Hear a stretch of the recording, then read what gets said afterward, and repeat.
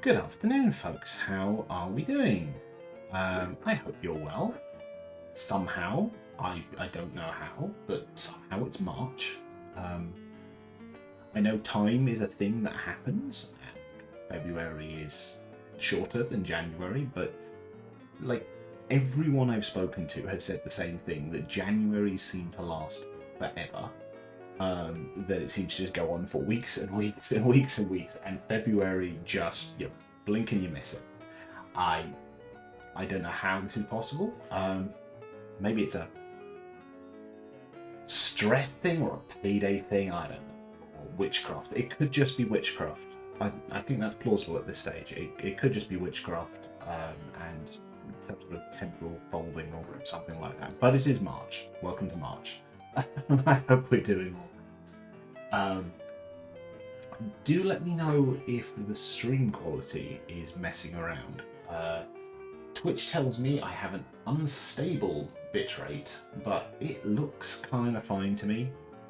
The speed test I've done matches what Twitch is reporting. So maybe it's just slightly pessimistic, but I think it should be fine. It looks fine to me. That's good. Thank you, Katerina.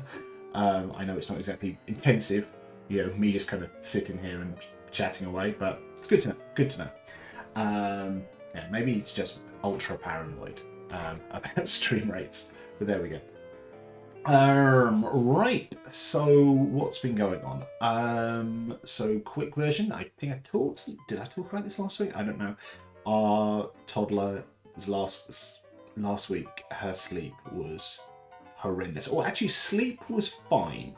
It was getting her to sleep that was the absolute kick in the teeth. I think Monday to Wednesday with a little bit of Thursday as well, she was just pushing it, absolute stubbornness, refusal to not even go to sleep, but to kind of get into bed and be in a position to go to sleep. She does this thing where, I don't know, if you knew how valuable sleep is, I 100% agree. It's truly ridiculous. She does this thing where she stubbornly pushes it and pushes it and pushes it, and the second she lets her guard down, she falls asleep like that. So we've heard her before, like times in the past where it's like, right, we're just going to drive in the car. We're going to drive in the car until she goes to sleep, where she will be midway through whinging about something, about the fact that she can't watch Spider-Man or something, and will fall asleep mid-sentence. Just be like, oh, like that. So yeah, she was just pushing it and pushing it. Like, so Monday to Wednesday. That's her bedtime in theory starts about 7, and so kind of 7:30, 7:45. Normally we'd be getting her down, depending how she's been doing. There were, I can't remember which day it was. There was definitely a day it went to 10:30. Because she was just pushing it and pushing it. And we put in place like a bedtime routine type thing, which generally goes well, and she quite likes it, but she gets silly. She gets silly and she knows she's pushing it, and then she pushes it too far, and she's really, really sorry about it, and then does the same thing again. So she gets into this really kind of silly mood when she's overly tired and really trying to push it. But end of the week was a bit better. Thursday, Friday wasn't as bad. The weekend wasn't too bad. We did a bit of a cheat yesterday though. We took my father-in-law to Toby Carvery for dinner, and she fell asleep on the drive back, which we kind of planned. It's like, let's just do a quick kind of cop out on this one. She falls asleep on the way home at a reasonable time. It means I can just unstrap her, lift her up, pop her into bed, and that worked well. But oh, good grief! Yeah. So last week was kind of a write-off for doing anything productive in the evenings. Hence the fact there was no gaming stream of any kind. There were a couple of days where I thought, I think I could do a gaming stream, but I'm just exhausted. So that didn't happen. Hence the fact I've not managed to nail down a specific day for gaming streams yet. I do need to do that. Betty keeps whinging. This week I'm in and out a bit. Shouldn't affect streaming, I don't think, but I need to go to London during the day tomorrow. This is all day job stuff. I need to go to London for the day tomorrow. At end of the week, I am in Leeds. So busy. I need to make sure I've done sensible things like charging my earpods and stuff like that. Yeah, so busy week. It's nice to get out and about a bit. I mean, I've been working from home kind of since the start of, actually pre-lockdown. I've changed jobs since. I work from home. But I tend to be in the office, the London office, once every fortnight generally. And fortunately, it is only for things that actually need to be in the office. They don't have a policy of, oh, you must be in the office this many days just because that's ridiculous. It's a terrible use of people's time. It's a terrible use of people's money.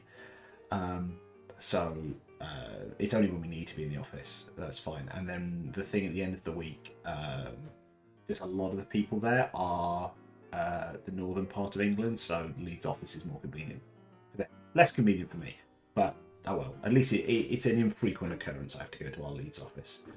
But yeah, that keeps me busy. I may have to find something to watch on the train up to Leeds. There we go. Any other updates? Well, there one I was going to say at the end, but I did finally get organised, and Patreon is dead, long live Ko-Fi. So I've been mentioning this for like about a month. For a long time, I've been running my Patreon and Ko-Fi in parallel. So I was essentially mirroring content. It meant during the formatting was less good on the Ko-Fi ones because I do the Patreon post and then copy and paste it across, and sometimes the formatting was a bit odd. But you get a better, they take less of a cut on Ko-Fi, and there's some stuff that actually is a bit better now, which is really, really good. Like for those who are or have been subscribers, any exclusive content or works in progress, I would just attach it to the Patreon post, which is fine at the time, but going back to try and find it later is an absolute pain in the arse. Whereas Ko-Fi, for those who don't use it, has a storefront on it, and you can have certain products for subscribers only. So that's the way I'm running it now. So any exclusive stuff like Children of the Frozen North, for example, that's the work in progress, what kind of living rulebook of Norse campaigns using 5th edition. Or works in progress, like the early version of Stuff Legends, for example. I'm just adding it to the storefront as a zero-cost item that's subscribers only. So that means that anything that's exclusive or work in progress, you can just go to the storefront, and I think it knows what you've bought and what you've not bought. That should mean that if I update stuff, you're still able to get it because you've already purchased it. So it seems to be a better way of working. But I gave people like a month's notice. I turned off billing. And then on Sunday, I actually shut it down, my Patreon. So now it's Ko-Fi only. Means I should be able to run it a bit more efficiently. And I'm now about 4 weeks into doing weekly updates on that one. So that's working well, the new way of doing things. So if you want to support me, £3 a month. If you just want to follow me, that's cool as well. But that seems to be working well, which is good. So I managed to get some admin done, which is good. It means that every month when I do my bookkeeping stuff, that's one fewer website I have to try and harvest data out of a spreadsheet to go into my master accounting spreadsheet, which honestly is a relief because that spreadsheet is getting ridiculous in terms of the amount of different things I need to steal data from. It is mostly automated, but it is still a pain in the arse, just less of a pain in the arse than it would have been otherwise. So there we go. Look at me being vaguely organised. Or at least giving the sort of impression of organisation. How are you guys all doing? It is a busy kind of year, this kind of midway between Christmas and Easter. Though I think shops would let you have you believe that Easter is already here. But I hope you're all doing well, and life is not too stressful. Or minimising the amount of stress that life is throwing at us, given, everything that is happening right now. I hope at least you find a kind of a happy medium on this one. So what else is going on? Well, last week I started work on the 2nd anniversary product for Little But Fierce. So I did this last year for the 1st anniversary. It's the end of April. I want to say 28th off the top of my head. I decided last year that I was going to produce the word's failing me, just like a mini add-on for Little But Fierce, and now it was called Must Give Us Pause, and it added catfolk and dogfolk. It was a 1-page thing. It was pay what you want, effectively like $1 if you buy it as a part of a bundle, but it's pay what you want, so you can pay what you want for it. And that has adorable artwork by Radiant Leaf, who is in the chat today. Thank you very much. If you've not checked it out, good grief, is it freaking cute. You have a slightly roguish cat folk who is based on our cat Maisie, and a slightly derpy husky paladin who is incredibly cute. So I really like the work that was done on that one. So I decided I'm going to keep this going. I'm going to do little anniversary releases every single year. And I had an idea, and I'll talk about this one openly now. I was kind of teasing it for a little bit before. A few weeks back, the last time I was in London, I didn't stay in the hotel that I normally do when I'm in London overnight. Work pays for it, which is really cool.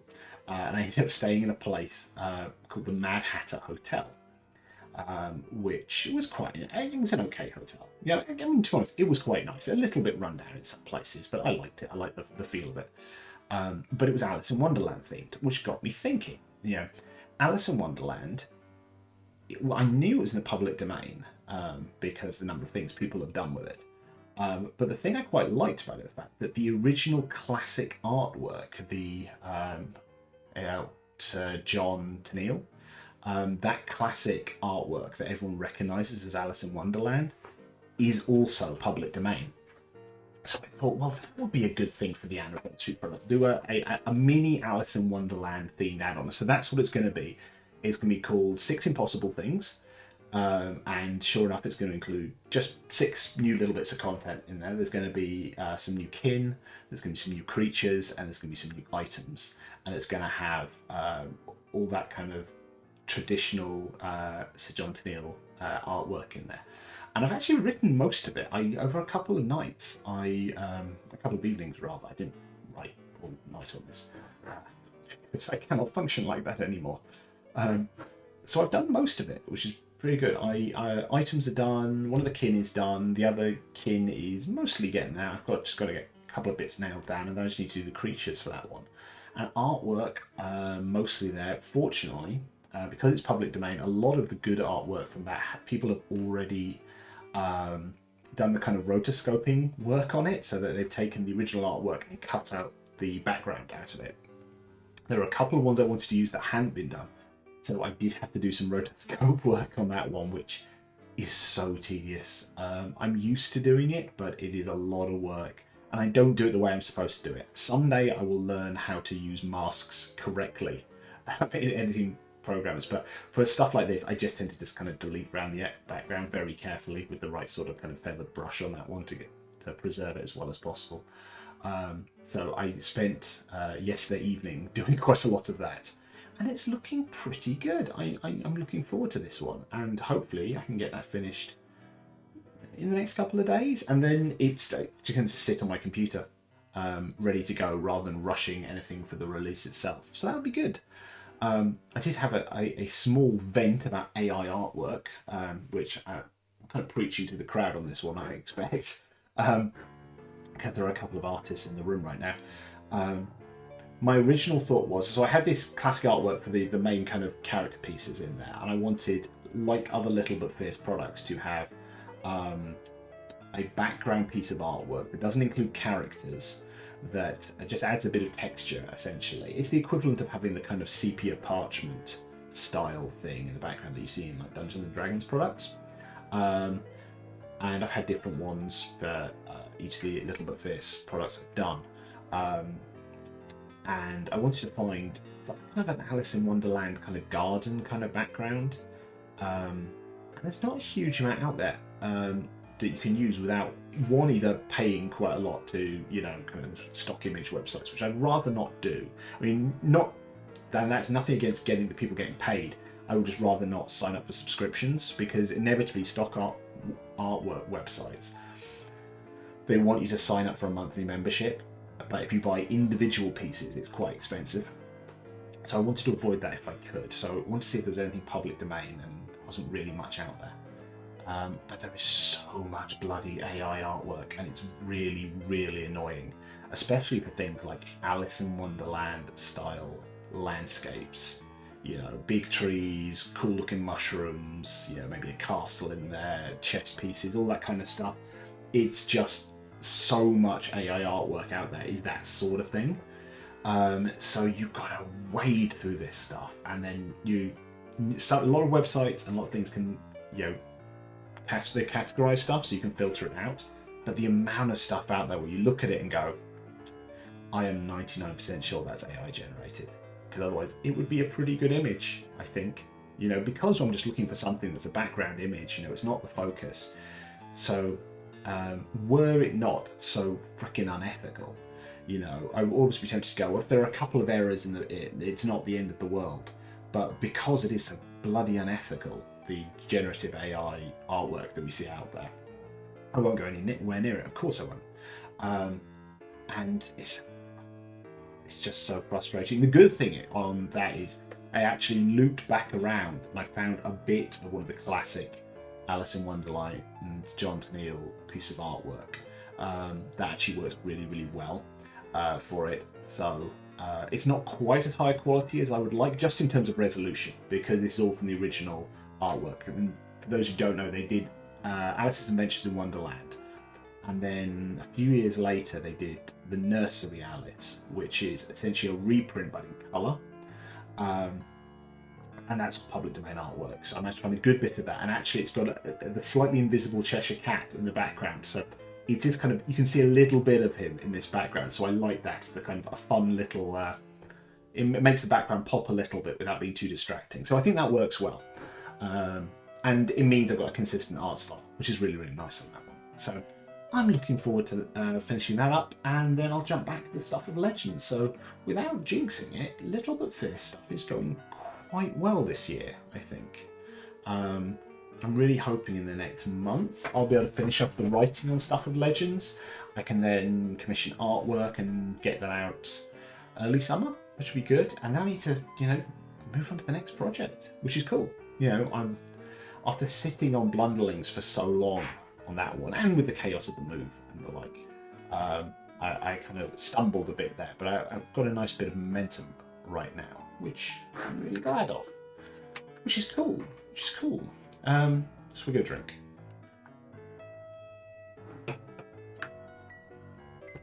So in terms of geek news that is not related to me specifically, I think the interesting one from the last couple of days, and I'm sure that'll interest a lot of people out there, is the announcement that Modiphius are going to produce a Discworld tabletop RPG, which is very, very cool. So I think there's a lot of Discworld fans out there. Of course there are in general, but in the room I think there are a couple out there, which is cool. So there's a couple of really nice things about this.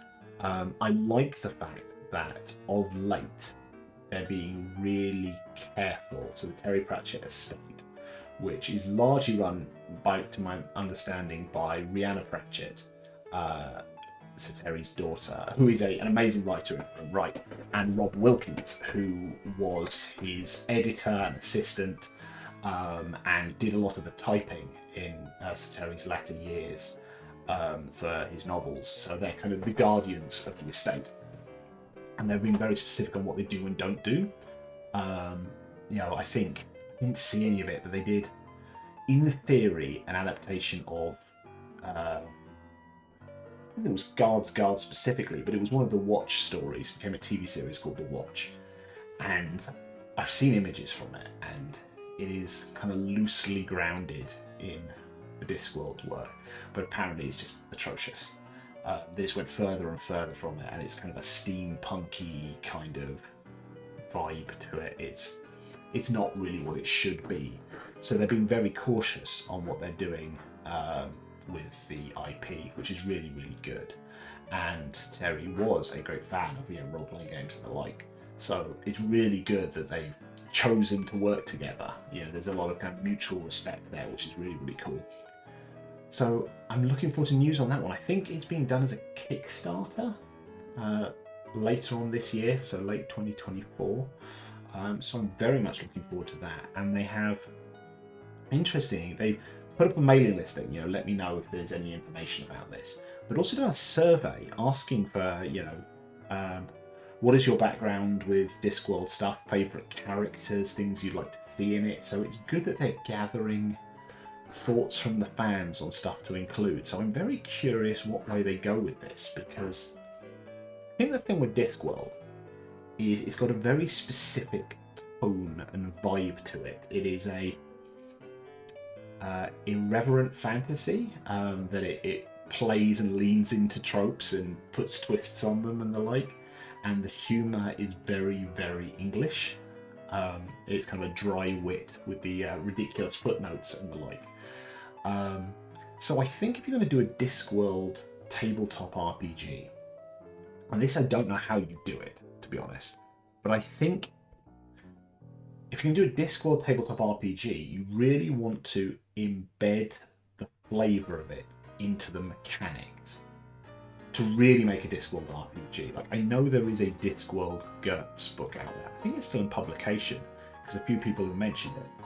So that would be take a generic system and add the flavour of Discworld to it with lore and characters and stuff like that. I have to admit I've not read it, so I could be completely wrong on this, but that's my assumption is you take the generic rule set and you add on Discworld to it, which I think is fine for a lot of systems and for a lot of franchises, but I think something like Discworld, it would be great to have mechanics that truly embed the silliness into it somehow, and I don't know how you do that.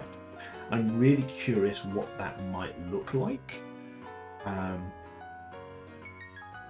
I can't even think of an example of what it might be like. But it would be a shame if they come up with something where you go, well, you could just take Dungeons & Dragons 5th edition and slap Discworld on it.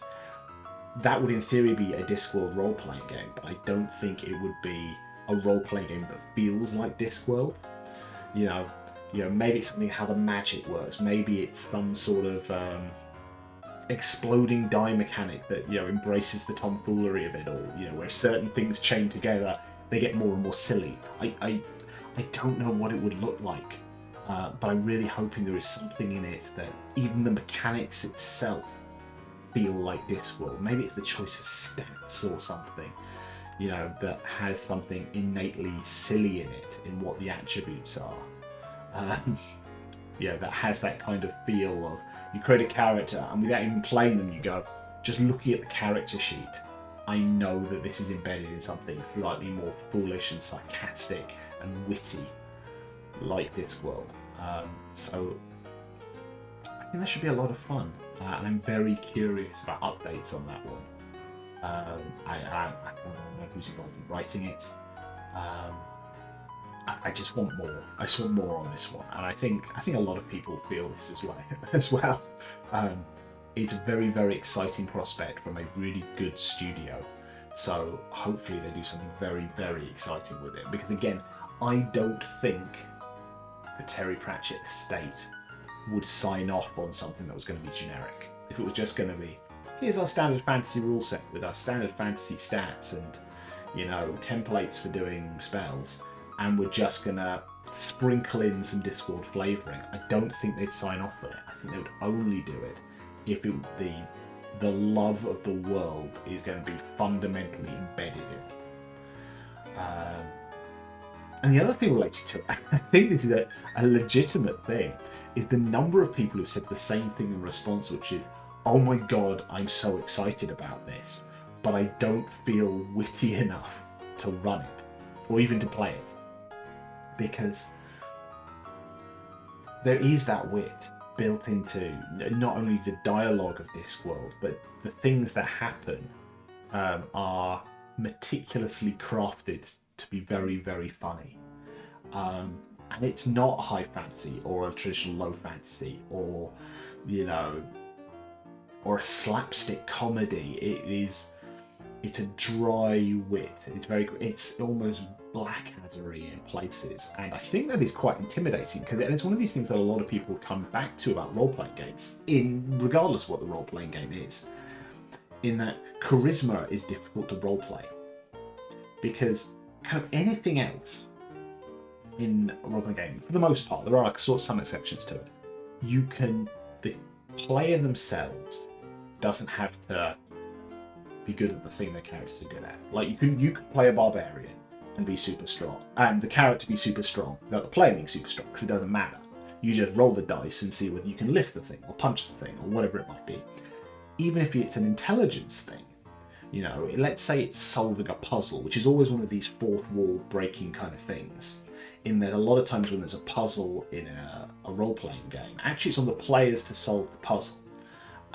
So if that's done well, there might be some intelligence checks for the characters to get you hints. So maybe the player's not quite clever enough to figure something out cold, but because their character is intelligent or wise, they can roll and then be given hints, and it's actually, because the characters are very intelligent, they get this bonus to it, which is fine. But charisma's a tricky one on that one, you get away with some of it, like the player themselves could say something utterly ridiculous. You roll the charisma check and the player says, oh, it comes off as really, really charming. Even if you yourself, kind of fumbled whatever it was you were saying. But, the joy of Discworld is people say very, very witty and funny things. And, I think that can be quite intimidating as a player to be able to be that quick and sharp, or without feeling that they're doing it a disservice. I think some people will revel in it, absolutely so. And I think it's going to be a lot of work for a games master, storyteller, whatever the role might be called in it, to not only plan something that is going to have the Discworld flavour, but to be able to react in the humorous ways that you would expect from it, to feel like Discworld, because it shouldn't just be, oh, we're set in the city of Ankh-Morpork, but really this plot, this story, these characters could have just been dropped from any single fantasy game. It should feel like Discworld. I think there'll be something.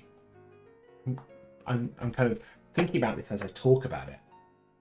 I think there's going to be some really interesting things about death, because how could there not be interesting things about death? For those who don't know Discworld, I would implore you to, dabble in it. But Death is a character in Discworld, and not just a character. He's a fundamental character. I think he appears in every single book. And Death talks in capital letters. He has a very, very dry wit, and is quite charming. He likes cats, and there's things like he has an adopted daughter, and whose daughter then has of their own. So his granddaughter. There's a reference to this isn't normal. Most grandparents give their grandchild a xylophone for Christmas. They don't just take off their shirt and let them play it. That's not quite the quote, but it's a very humorous version of the Grim Reaper. So I think I can't see a way they couldn't have, assuming there are combat mechanics of some kind in it. I can't see a way they wouldn't have, if your character gets killed, that there is not somehow an encounter with the character of Death, and something interesting that could happen in that regard. That's just little bits and pieces that I'm thinking about right now, that there is such rich potential in the standard things you see in role-playing games, like, oh, a character gets badly hurt and then they die, and maybe there's resurrection, or maybe there's not, but these are standard bread and butter things in role-playing games. Certainly Dungeons and Dragons type role-playing games. So when you've got a fundamental thing like Death is a person, and if your character dies, you should encounter Death. Something interesting will happen. I think there's going to be so much fun in that. So again, I'm really looking forward to what they throw at us with that one. On that note, I managed to do a thing that I've not managed to do for several years, which is that I managed to find time to pick up a book. Specifically, it was the other night I realised I needed to wash some clothes for the next day, so I put the washing machine on. I thought, well, it's going to take half an hour, 45 minutes for these to wash. So rather than reaching for my phone or putting something on the TV or playing a game or something, I thought, I am going to pick up a book. I am going to, and this was the day of the announcement of this one, so I decided to pick up a copy of Mort. And yes, this is the lovely fabric-y hardback version. We've got a few of them, not enough. I want all of them, but they're really expensive. And picked it up and started reading it. I haven't finished it, and it is a rereading, but I haven't read it for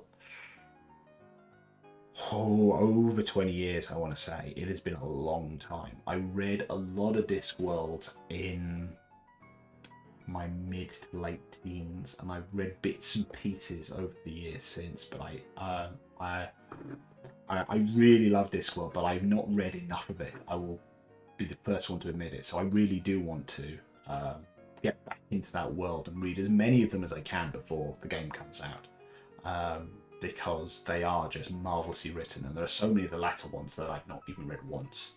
So I'm very much enjoying it. I'm about halfway through, like 100 or so pages, hoping to finish that in the next couple of days. I may take a brief pause to reread some bits of Alice in Wonderland before I finish the Alice in Wonderland expansion for Little But Fierce, because I want to make sure that I haven't made any fundamental lore cock-ups with that one. And then I think I'm going to dive into another Pratchett. I want to take the time to read them and enjoy them, because I just haven't done it. I haven't read anything in so many years, or not enough. And with this coming out, it's the perfect reason to dive back into Pratchett. So that'll be good, I think. If you have not read any Discworld before, I'll give the same advice that I think a lot of people give, which is don't start at the start. The first book, The Colour of Magic, it's not bad, but it is far from the strongest of them.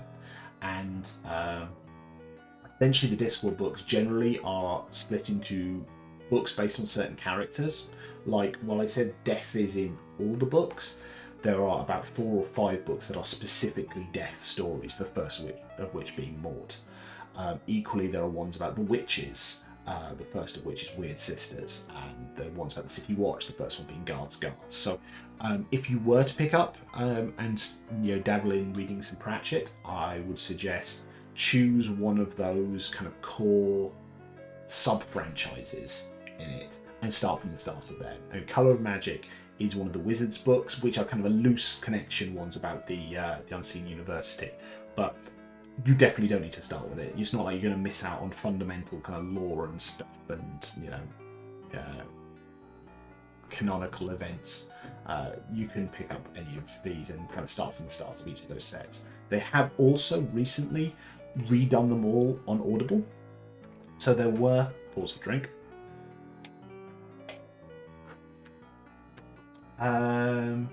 What have we got on that one? Yeah, okay, thank you very much. Just saying hi. Was that a load of potatoes you put in? Well, hello, Aldo on the Rocks. I hope you're well. That's quite all right. Absolutely fine. Train of thought has derailed. Where was it? Yes, Audible. I always say hi in unusual ways. That is absolutely fine. Hello to you in an unusual way. Actually, that was quite a common way of saying it. If it had been unusual, I would have said something particularly bizarre. But I'm trying not to derail this thought too much. Yes, Terry Pratchett, Discworld Audible. So they recorded them ages ago, after over a number of years. Name escaped me. Tony Robinson, best known to a lot of people as Baldric from Blackadder and doing things like Time Team here in the UK. He recorded, well, I think he recorded all of the Discworld books, certainly up until a point. I don't know if he went all the way to the end of them, but there are these Tony Robinson recordings out there, and they've just recently redone them all. Not quite as an audio drama, but there are a couple of narrators, and so each of those different franchises has a different narrator reading the main body of it. For example, for the Witches ones, it's Indira Varma is the narrator for all of them. But there are 2 major exceptions for bits that the main narrator don't read. Death is always portrayed by Peter Serafinovich. who, if you don't know his work, the main thing people know, well, he appears in an awful lot of UK comedy, kind of Edgar Wright, Simon Peggy sort of stuff. But a lot of people will know Peter Serafinovich as the voice of Darth Maul in The Phantom Menace, not in subsequent stuff. Sam Witwer started doing that for things like Clone Wars, but Peter Serafinovich did the original voice in Phantom Menace. He dubbed Ray Park. So you can see why they've chosen to be the voice of Death. So Death is always done by Peter Serafinovich, and the footnotes, because there are copious footnotes, and they're funny little asides in Discworld books, are read by, oh my god, the name is escaping me, Bill Nye, who obviously wonderful actor with a very dry sense of humour.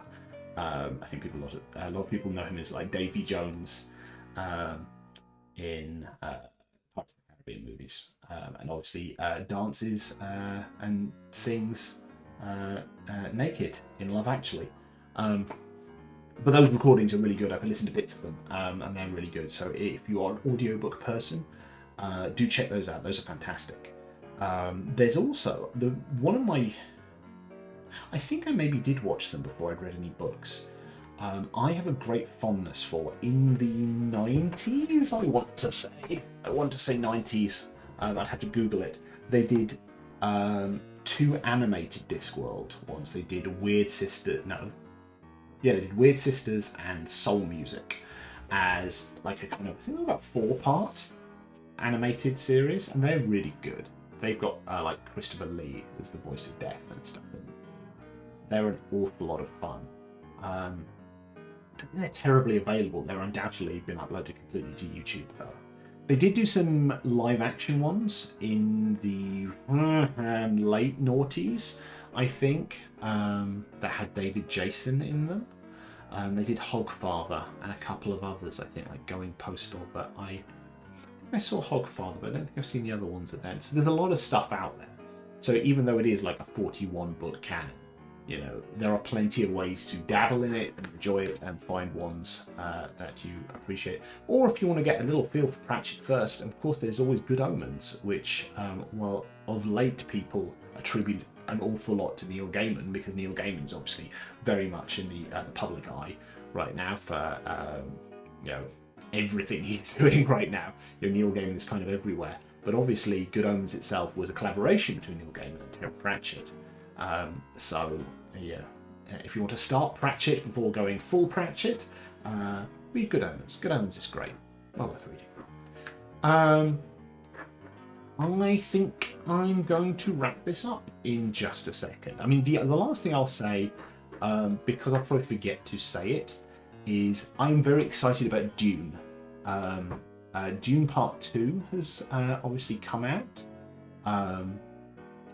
Response has been phenomenal from what I've heard. I mean, obviously there's always going to be some critics. I mean, undoubtedly it is quite slow if it's like Dune Part 1. So if you are a